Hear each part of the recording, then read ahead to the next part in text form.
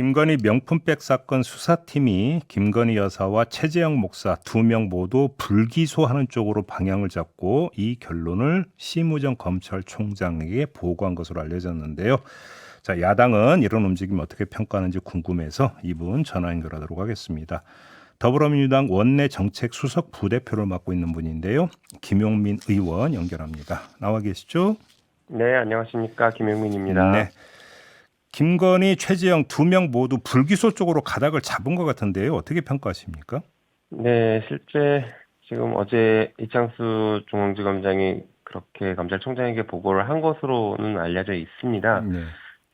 그런데 수사심의위원회에서는 최재형 목사는 기소 의견이었고 김건희 여사에 대해서는 불기소 의견이었죠. 네. 이게 같은 사건에 대해서 수사심의위원회가 다른 결론을 낸 사안이라서 네.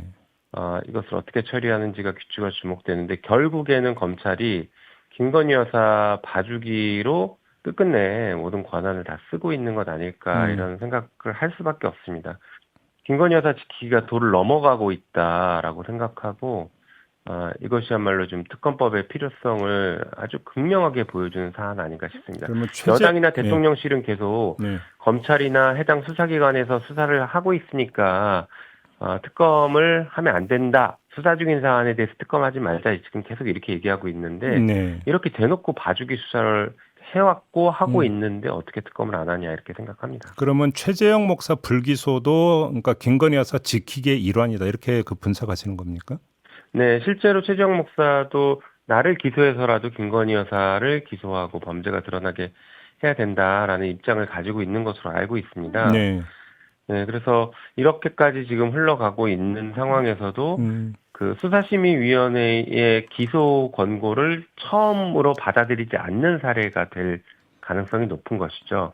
그래서 검찰이 수사심의위원회를 만들면서 외부의 전문가 혹은 시민들의 의견을 듣겠다라고 했는데 그것을 처음으로 듣지 않는 사례, 5점으로 또 남게 되는 사례가 될 것 같습니다. 그러면 김건희 불기소, 최재형 기소 카드는 왜 선택을 못했던 걸까요? 검찰 입장에서는?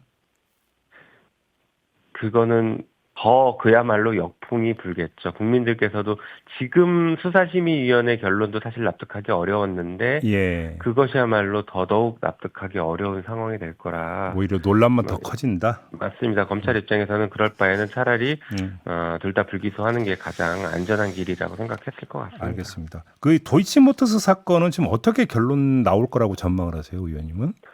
기소를 안 할 수가 없죠. 그러니까 최재형 목사 사건만 잠깐 말씀드리면 검찰이 수사를 하는 게 아니라 기소를 하는 게 아니라 지금 정치 행위를 하고 있다라고 저는 명확하게 규정하고 싶습니다. 그 사안은. 네. 도이치모터스 주가 조작 부분은 지금 관련 공범들에 대해서 2심까지 유죄 판결이 났고 그리고 최근 들어서는 그 추가적인 어떤 정황 증거들이 계속 나오고 있습니다. 뭐 녹취록이 등장하거나 메시지를 주고받은 정황이 나오거나 편지가 등장하는 등 여러 가지 증거들이 나오고 있어서 김건희 여사의 관여 공범으로서의 관여 가능성이 훨씬 더 이제 증폭되고 있는 상황이죠. 게다가 그 뭐 소위 말해 전주라고 해서 계좌만 빌려줬던 사람도 항소심에서는 처벌을 받았습니다. 유죄가 인정이 됐어요. 그런데 그거보다 훨씬 더 많은 계좌와 그 자금이 오고 갔고 수익까지 냈던 김건희 여사에 대해서 검찰이 기소를 안 한다라는 것은 도저히 용납할 수 없는 상황이라고 저는 볼 수 있습니다. 그러면 명품백 사건하고 동시에 발표할 거예요? 아니면 시차를 둘 거예요? 어떻게 전망하십니까?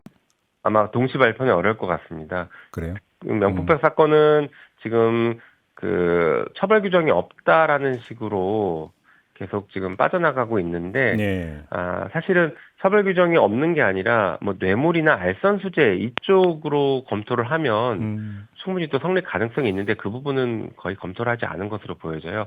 근데 이제 그 도이치모터스 주가 조작 같은 경우에는 특검이 곧 거부권을 행사하고 국회 재의결 절차가 거쳐지게 될 것 같은데 그것을 지켜보고 나서 결론을 내리려고 하지 않을까 생각을 합니다. 그렇게 보시는 거고요. 그런데 지금 의원님 말씀 중에 잠깐 이야기가 나왔습니다만 최근에 이 도이치 건과 관련해서 검찰 아니면 나올 수 없는 그 자료나 이런 것들이 계속 보도를 타고 있거든요. 그 배경은 어떻게 분석을 하세요, 의원님은? 뭐 실제 이제 검찰발일지 아니면 이제 사건 기록은 피고인이나 변호인들에게도 있기 때문에 예. 그쪽에서 나왔는지 그거는 뭐 장담할 수는 없지만 어쨌든가 말씀하신 것처럼 사건 수사를 들여다보고 기록을 보지 않은 사람이면 알 수 없는 내용들이 나오고 있는 건 분명합니다. 예. 특히나 지금 이렇게 여러 가지 단독 기사들이 나오고 김건희 여사의 개입 가능성을 더 명확하게 보여주는 증거들이 계속 나오는 것을 보면은 예. 이제 한계에 다다른 것 아닐까. 검찰도 김건희 여사를 보호하고 혹은 이 정권도 김건희 여사를 주가 조작 사건에서 보호하는 것에 대해서는 한계에 이른 것이라고 좀 보여집니다. 특히나 지금 이런 단독 보도나 일련의 보도의 흐름들을 보면 이제 여러 언론사들이 다 지금 참전하고 있거든요. 네, 맞습니다. 이런 것들은 부패 정권의 거의 말기에 보여지는 그런 흐름이 아닐까 이렇게 생각됩니다. 그럼 지금 의원님의 말씀은 지금 현 수사팀에서 이것을 흘렸을 가능성을 배제할 수 없다 이런 말씀이실까요? 뭐 그럴 가능성도 있을 수는 있죠. 근데 그래요? 그 부분은 뭐 제가 지금 알 수는 없는 것이라 네네. 장담할 수는 없습니다. 알겠습니다.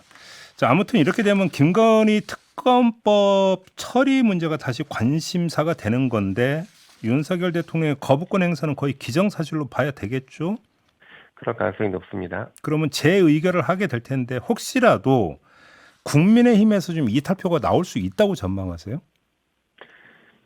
저는 가능성이 있다고 봅니다. 그래요? 네, 이제 몇 가지 이유가 있는데요. 네.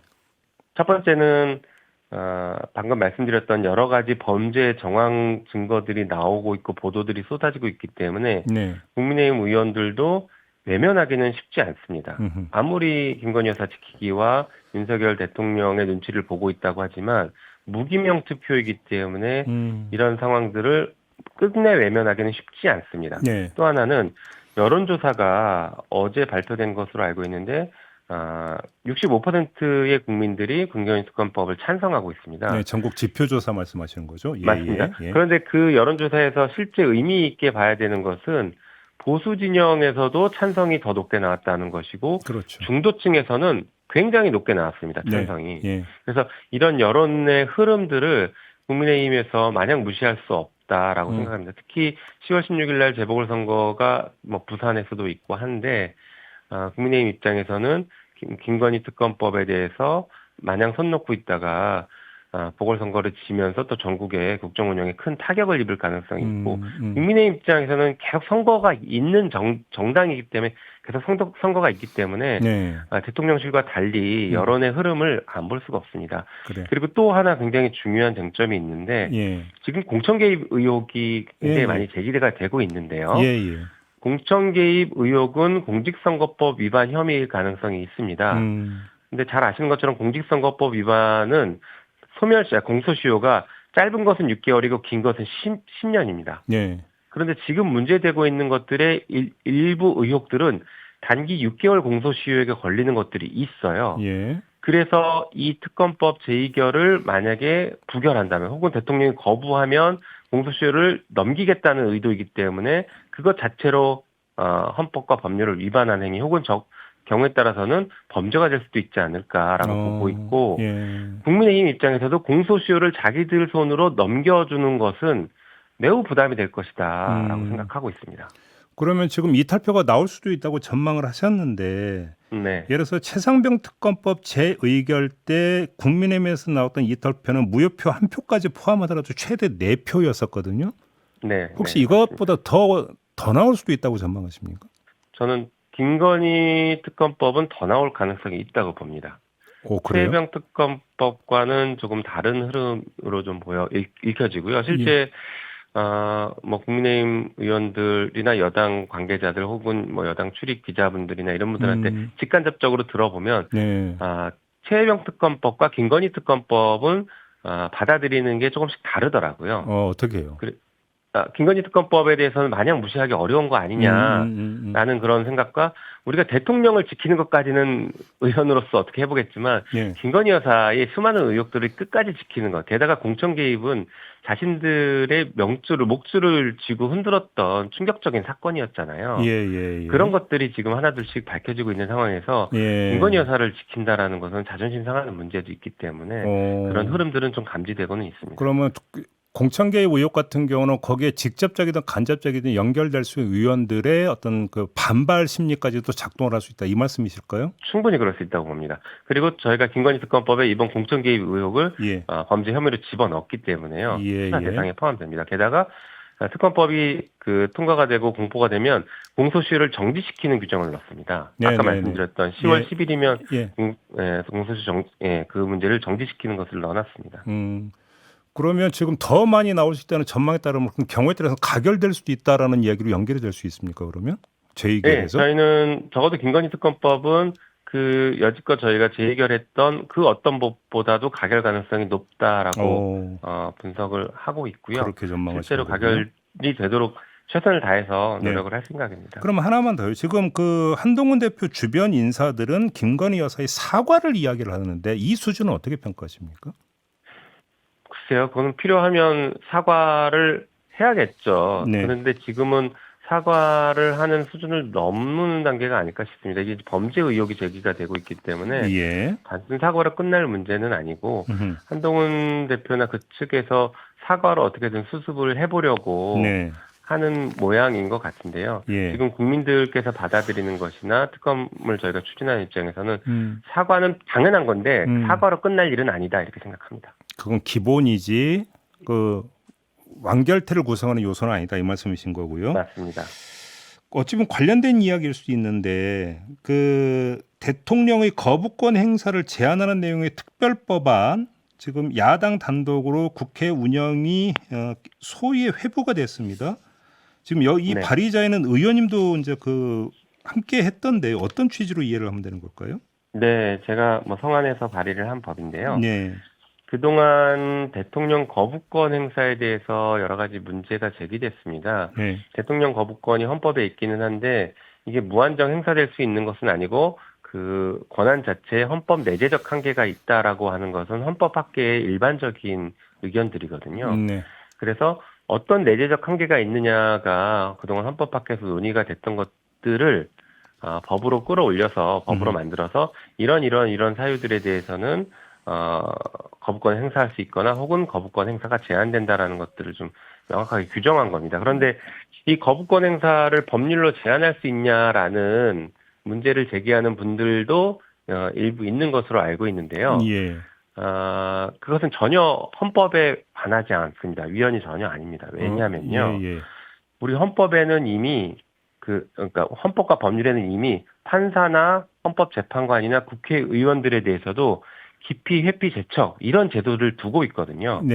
그것은 헌법에서 정한 재판권이나 국회의 표결권, 의결권을 일부 제한하는 거예요.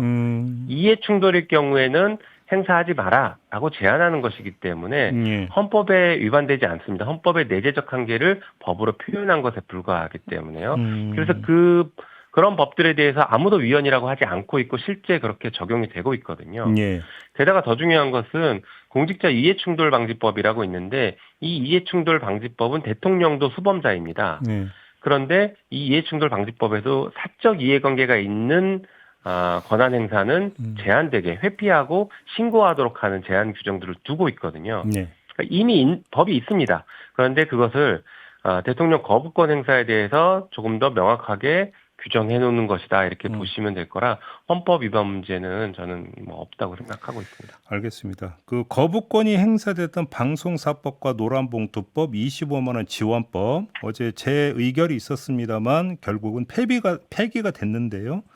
근데 그 뒤에 국민의힘에서 어떤 주장을 했냐면 오히려 야당에서 이탈표가 생겼다. 25만 원 지원법은 7표, 노란봉투법은 8표에 이탈표가 생겨났다, 이렇게 주장을 하던데 어떻게 봐야 되는 겁니까? 글쎄요, 표수를 보면은 그럴 수도 있다고 보긴 하는데요.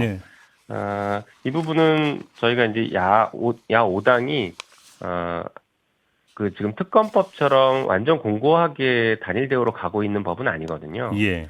그러다 보니까 일부 생각이 다른 야당 의원들이 있어서 일부 혹은 다른 야당들은 다르게 보고 있기 때문에 네. 이거는 뭐 이해 가능한 수준이라고 보고 있습니다. 그러면 민주당에서는 이탈표가 없었다고 확신하세요?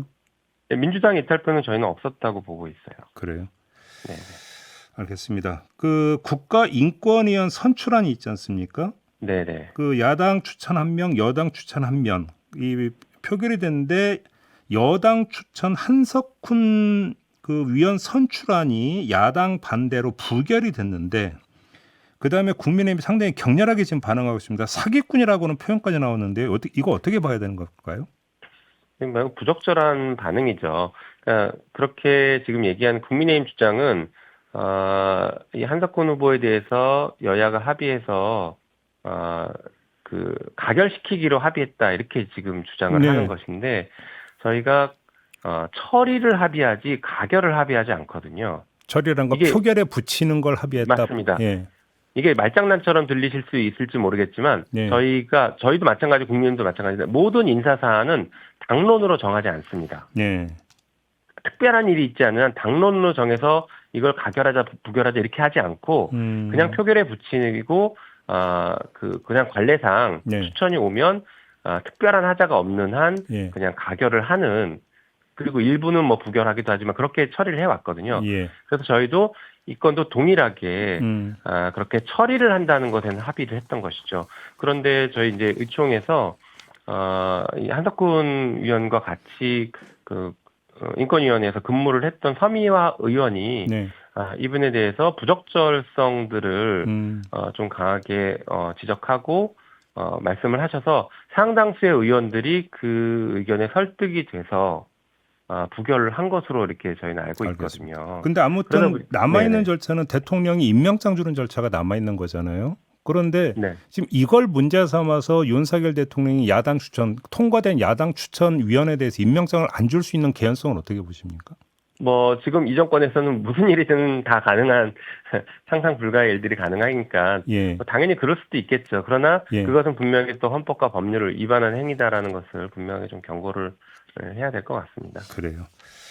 알겠습니다. 자, 오늘 말씀 여기까지 듣겠습니다. 고맙습니다, 의원님. 네, 감사합니다. 네, 더불어민주당의 김용민 의원이었습니다.